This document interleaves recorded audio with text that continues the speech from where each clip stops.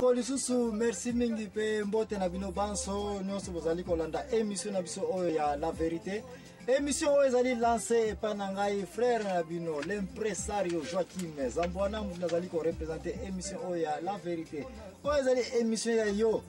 Ezali émission na biso.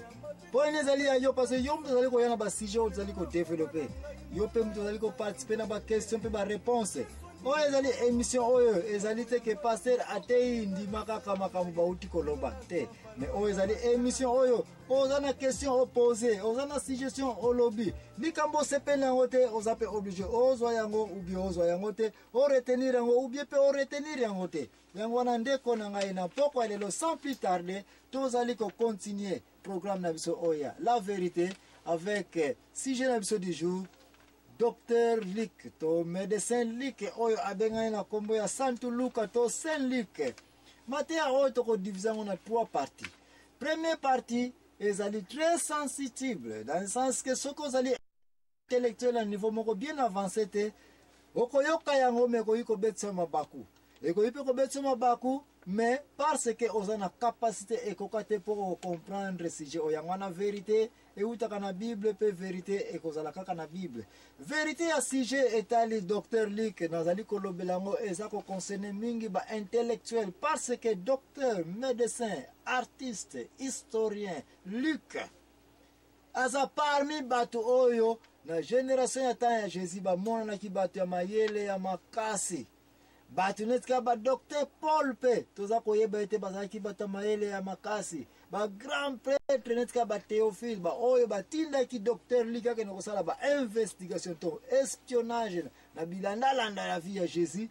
okoya komona ete bazalaki bata mayele ba Jules César ba roi ba empereur Constantinople le grand ba bango tout na époque na bango bata mayele ba gouverneur se Quirinus nyonso za komona batu ya mayele koloba ete na tango ya Jésus Christ azalaki na mabele oyo batu oyo bazalaki na sima Jésus batu netika ba juif ba grand prêtre ba pasteur oyo babomisaki Jésus bazalaki bango nyonso batu ya mayele ndeko nanga mutu akosa yote. Est-ce que mayele ya mutu to ba niveau ya universitaire na vie chrétienne ezana influence mutu akosa yote ezana influence makasi parce que même Nzambe po etazwa capable ya kolakisa vraiment biso na mokili comment créer la ki mokili na mokanda ya Genèse tout ça asala ki ba intellectuel ba ingénieur netka ba Moïse baza batu moko batanga parce que bakoli na pemena ba scribe azalaki mwana ya Pharaon Moïse yangwana Nzambe asaleke makasi pona kolakisa ba révélation ya ba mystère caché po ata yango na mikanda o babengi ba Bible lelo yo loko bo Nzambe ko iko sala n'importe kita ko sala ka ba intellectuel tala ba apôtre ndenge bazalaki lignée na kopesa bino liste ba apôtre na ba qualification ba curriculum vitae na bango oko ya komona ete ba apôtre nete ka ba Pierre batanga pensa te na ba classe makamba sali comparer ba connaissance bazalaki nango na comparer oyo Paul azalaki nango makambo Paul asali eleka ki monene ko leka mingi Bible on nyonso komona Nouveau Testament soki Luka te ndeto yebi yango te parce que Luka azalaki à la fois historien, médecin, artiste, pe ba qualification intellectuelle na ba anglais ya ndenge na ndenge ki depuis ta kalatina moya lelo ba médecin baza ba umela ka mingi na ba université parce que baza na ba connaissance générale na makambo ebele. Nzambe asala ka ba intellectuel na degré moko oyo yonde konanga ti ne peut pas le croire oko za la pasteur oko za l'évangéliste okomona lola ya solo okosala musala Nzambe ya solo komona ngome soki ba ko zwa niveau yo za nango ya boyebi Nzambe eke ba ko zwa même niveau na ba pese wana mutu mususu atanga ba université ba doctorat makasi binomi bale application ekozala totalement différente. Oyiko tsela ngo tembe metembe wana lelo tokozwa yango te discussion na tokozwa yango te tokoloba ka makambo oyo toyebi e yango na émission na biso oyo ezali la vérité vérité kutaka na Bible vérité yango na émission na biso oyo totelemi bisika wana sans plus tarder tokozwa mwa pause ya muke metango tozali kozonga obosa na te ndeko tozali kolobela docteur Luc to médecin Luc to l'espion Luc espion parce que ye moko na mokanda ya Luka premier chapitre banana 1 avant de continuer de konanga na za ko inviter kenon kotanga mukanda ya Luka chapitre kokende mosika te bandaka na 1 ti na 4 sukela wana nde bisika deba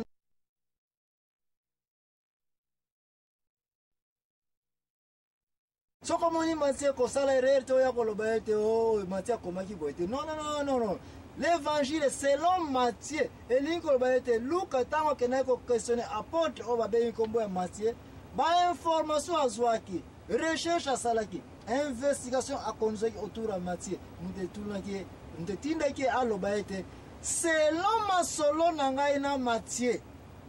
nayokaki boye namonaki boye alobaki boye basalaki boye nkoleso alobaki boye asalaki boye selon rapport nazwi epai ya Marc epai ya Jean selon baapôtre yango naza komona évangile selon Matthieu évangile selon Jean évangile selon bla na ye moko Luka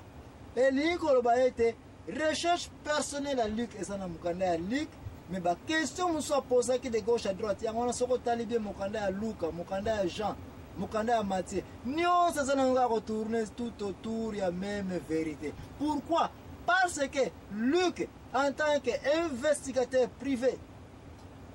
ya ba gouverneur ya ba empereur ya bato ya mbongo ya ba juif ya ba grec bapesaki confiance et que katela biso rapport yo muto mayele na makambo ezoleka na mwana oyo Jésus Christ kokende mosika te kangama na biso tozali kozonga na émission na biso oyo la vérité et la vérité mpoko ale tozali kolobela vérité si Docteur Luc avant que tobenga Saint Luc tokokanga wana na première partie na biso ya lelo yo vérité si Docteur Luc différence ali entre koloba na mutu Docteur Luc na koloba na mutu Saint Luc. Deuxième partie de la vérité sur Saint-Luc. Mais oya lelo encore avec plus de précision. Ngai impresario na bino Joachim Zambouana nazali ko yebisa bino ete ya lelo tozali ko lobela vérité sur docteur médecin Luc.